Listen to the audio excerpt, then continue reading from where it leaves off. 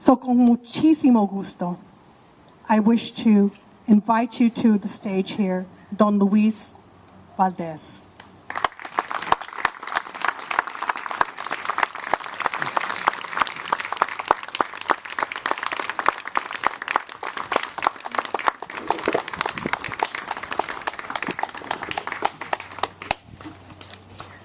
Thank you, Elisa. You can hear me? Yes. Good. It is my pleasure and honor to be here to support Teatro Visión. I suppose more than anyone else, I know the importance of the fight for survival of a theater company, what it means not just in terms of the day-to-day, but also in terms of the long range. 27 years is a long time. But in the age of a theater company, it is really, not even middle-aged. It's the first adolescence. It's the end of adolescence. I want to read something to you. Some of you have known me for quite some time. I've known Rudy Cordova for a long time. We were both in El Círculo Castellano. That was about as Chicano as we could get, you know, in the early 60s at San Jose State. We didn't call ourselves Chicanos.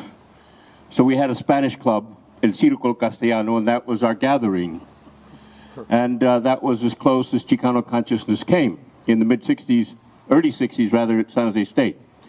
But at that time, I began to write a column, Don Humberto Garcia, the publisher of El Excentrico. I don't know if you remember El Excentrico, any of you.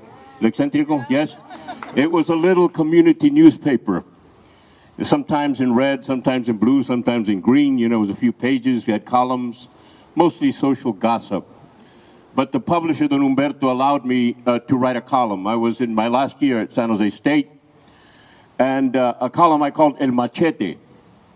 El Machete, really in honor of the newspaper that Diego Rivera and Siqueiros and the revolutionary artists of Mexico published in the 1920s in Mexico City. So I called my column El Machete.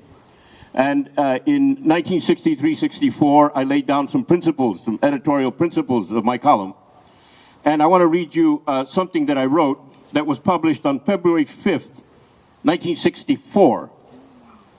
No ethnic group in America has ever made it until it has developed novelists, poets, and playwrights.